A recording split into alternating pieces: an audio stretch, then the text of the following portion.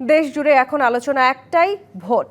বাকি কেবল রাতটুকু। কাল সকাল থেকে সারা দেশ জেগে উঠবে ভোটের আনন্দে।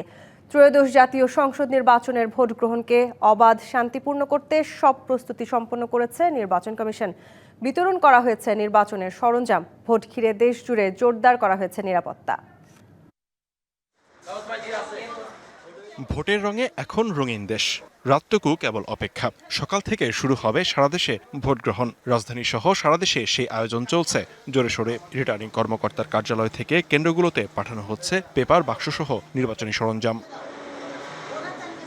ঢাকা মহানগরের 13টি আসনে 1400 কেন্দ্র ঝুঁকিপূর্ণ। এসব কেন্দ্রে বাড়তি নজরদারি রাখার কথা জানিয়েছে ঢাকা বিভাগীয় কমিশনার ও রিটার্নিং অফিসার শরফুদ্দিন আহমেদ চৌধুরী।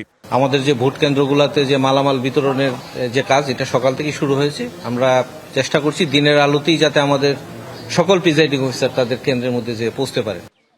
চট্টগ্রামে 16টি সংসদীয় আসনের ভোটের সরঞ্জামাদি পাঠানো শুরু হয় সকাল থেকেই। জেলা স্টেডিয়ামে মজুতের পর আসনগুলোতে পাঠানো হয়। ভোট গ্রহণে দায়িত্ব পালন করবেন প্রায় 43,000 কর্মকর্তা কর্মচারী।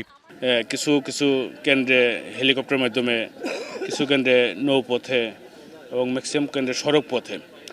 তো এখানে যদিও কেন্দ্রের সরঞ্জামাদি পৌঁছাটা কঠিন এবং ঝুঁকিপূর্ণ, সকল বাহিনী, সকল সংস্থা আমরা একত্রিতভাবে কাজ করছি, আমরা সমন্বিতভাবে কাজ করছি। আইন শৃঙ্খলা বাহিনী হতে শুরু করে, আনসার বাহিনী হতে শুরু করে যারাই এই কার্যক্রমের সাথে জড়িত আছেন, ভোট গ্রহণকারী কর্মকর্তা হিসেবে বা প্রিজাইডিং অফিসারের সাথে বাকি সবাই একসাথেই কেন্দ্রে চলে যাবে।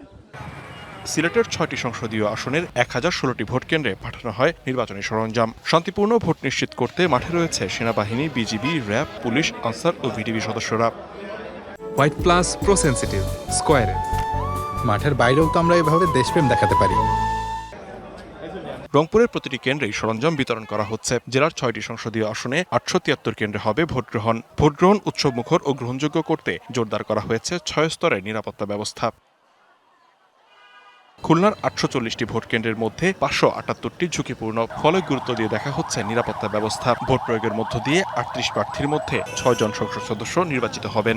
অনেকদিন পর ভোটার যারা আছেন, প্রার্থী যারা আছেন, তাদের মধ্যে একটা উৎফুল্ল ভাব আমরা দেখতে পেয়েছি এবং গণভোটে ওনারা আগ্রহী। অন্যান্য যেই প্রস্তুতিগুলো আছে, কন্টিনিউয়াসলি আমরা সম্মানিত প্রার্থীদের সাথে কথা বলেছি। বরিশাল বিভাগের 6 জেলার 21টি সংসদীয় আসনের 2838টি কেন্দ্রে সকাল থেকে শুরু হয় ভোটের সরঞ্জাম বিতরণ। জোরদার করা হয়েছে নিরাপত্তা। এছাড়া ময়মনসিংহ, নাটোর সহ সারা দেশেই দিনভর একই দৃশ্য। বগুড়ায় ইউরোপীয় ইউনিয়নের প্রতিনিধিদের উপস্থিতিতে বিতরণ করা হয় নির্বাচনী সরঞ্জাম। লিখনকান্তি ভৌমিক, ডিবিসি নিউজ ডেস্ক।